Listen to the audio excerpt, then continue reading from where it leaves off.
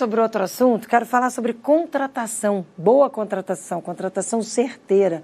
Eu vou conversar com uma profissional de RH de uma empresa aqui de Santa Catarina que tem 98% de sucesso em toda a contratação que faz. Por quê? É isso que ela vai dividir com a gente. Lúcia Mendes, gerente de tecnologia e inovação, muito bom dia, muito obrigado por ter aceitado o nosso convite. Qual é o segredo do sucesso para uma contratação? Muito bom dia, obrigada pelo convite. Fico muito feliz de estar conversando com vocês aí sobre essas tendências, mudanças em gestão de pessoas e tudo mais. Acredito que o principal segredo numa contratação e que levou a essa construção de uma verdadeira máquina de contratação é tratar com a mesma seriedade que as empresas vêm tratando o comercial. Ou seja, realmente criar etapas que fazem sentido, criar esse quase que namoro com os candidatos para conseguir convencê-los que essa é a melhor oportunidade. Criar etapas de avaliação que realmente fazem sentido. Usar a tecnologia ao seu favor. Conseguir manter canais de atração com os candidatos também, com parcerias com universidades, com talvez algum evento específico, mesmo que seja em redes sociais. Acho que vai realmente tratar como se fosse um processo comercial, né? Desde a atração e a prospecção, seleção e depois a etapa de oferta, que é a negociação. Com calma, inclusive, né? Eu vi uma fala sua que me chamou muita atenção com relação ao tempo para escolher o profissional. Às vezes é feito um teste, aquele imediato, esperando uma resposta imediata. Se ele não foi bem, aí ele é péssimo. Ele não é bom, não vou contratar. Na verdade, não é assim que a banda toca, né?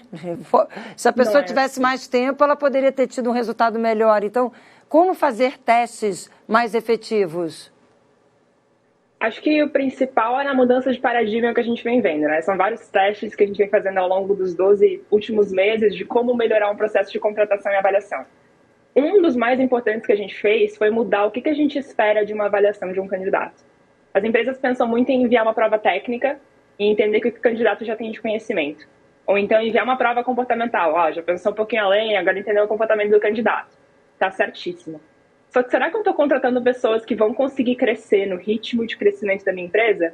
Porque eu sei que o que a gente aprendeu na faculdade, o que você está estudando agora, estudou alguns anos atrás, provavelmente já não está mais relevante para o mercado atualmente. O mundo já mudou. Então, mudança de paradigma até nas avaliações.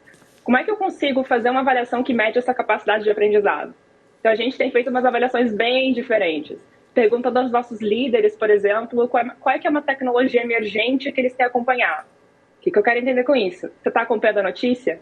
Você está entendendo o que a gente está lançando de novo no mercado? Não só a gente como empresa aqui em sistemas, mas o mercado como um todo, né? Quero entender esse nível de atualização. Em vez de eu enviar uma prova de inteligência artificial, por exemplo, para o candidato fazer em 12 horas, que seja, não. Eu dou um tempo maior para ele fazer.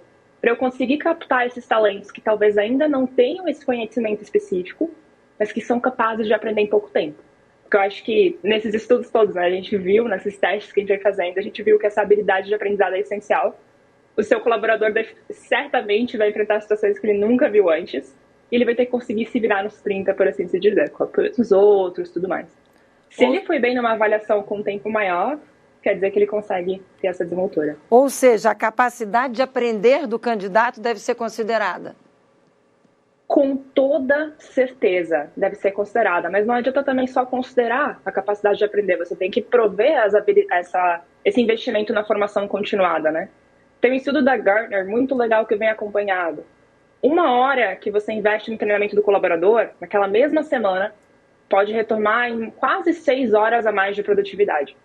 Então imagina, muita gente pensa, treinamento contínuo é desperdício de tempo porque o colaborador não vai estar produzindo, por assim se dizer. Só que não. Se ele tem essa capacidade de aprender, e eu estou investindo nessa formação continuada, ensinando esses gaps que ele não tem ainda, eu consigo aumentar a produtividade. Essa 1 hora de treinamento também consegue economizar 1 hora nesse curto prazo de tempo em correção de um trabalho que talvez estaria errado. E isso vale para posições assim, de altíssima complexidade técnica. Então, desenvolvedor, analista de qualidade, até operações mais administrativas, por exemplo. Então, é no mercado como um todo. Ter o feedback do funcionário é muito importante também, né? Entender como é que ele está se desenvolvendo e as expectativas que ele tem dentro da empresa. Essencial. Não dá mais para esperar que o colaborador entre em contato com você dizendo que ele não está mais feliz ou que ele está buscando alguma outra coisa. Ou esperar ele te avisar, eu estou esperando ser promovido.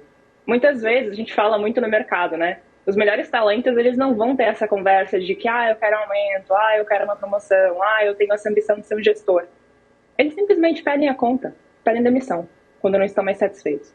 Então, a sua empresa precisa se posicionar para falar com o seu colaborador de forma proativa.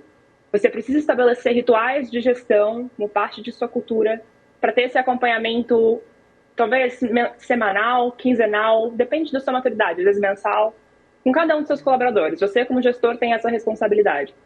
Entender o momento atual dele. Isso vai desde o processo seletivo, tá? A gente sabe que ter essa marca empregadora forte é extremamente importante. Dados que mostram que, por exemplo, um candidato que tem uma experiência ruim já no processo de seleção, que não teve essa comunicação contínua, esse alinhamento de expectativas, ou seja, saiu frustrado do processo, tem uma chance de 33% de falar sobre isso nas redes sociais. E aí, como é que fica a sua marca? Para a gente fechar, para quem está em casa agora nos acompanhando e está pretendendo fazer uma seleção, agora inclusive nessa época do ano, tem muita gente que contrata para período temporário, para período extra de venda de Natal e tal. Tem uma dica que seja assim, olha, não deixe observar tal coisa. Que coisa seria essa? Tem uma dica fundamental, que vai um pouquinho além da contratação, mas passa por, que é estabelecer bem claro qual é a cultura do seu negócio. Por mais que a sua empresa, sei lá, um supermercado, uma empresa de tecnologia, não importa qual seja, ela tem uma cultura. Se você, a alta liderança, não estabelecer qual é, esses comportamentos que você tolera, essas perspectivas e mentalidades que você acha que são legais, cultura pode ser colaboração, pode ser talvez um ambiente mais competitivo, pode ser determinados eventos que você tem no ano.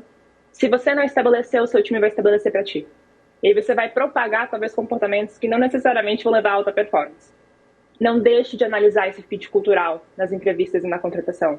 Analise se esse colaborador é motivado pelo aquilo que a sua empresa oferece. E não só salário, vai muito além disso. Pensar se o propósito que vocês têm está alinhado com o que o candidato está buscando. Entender se o que ele apresenta de comportamentos hoje tem esse fit com a cultura da sua empresa. Então, há grandes probabilidades de se, primeiro, você não alinhar essa cultura, o teu time vai alinhar para ti, não vai ser como você talvez almeja para o autocrescimento. E se você não avaliar, posteriormente você pode ou ter uma demissão voluntária, você ter que afastar esse colaborador, porque não há o chamado fit cultural e o comportamento não está adequado. Então, a gente até observa que a maioria dos desligamentos eles ocorrem não por habilidade técnica, sim por comportamental. Muito bom, até porque contratar e demitir custa caro, né? Então a gente tem que fazer a contratação certeira, o mais certeira possível.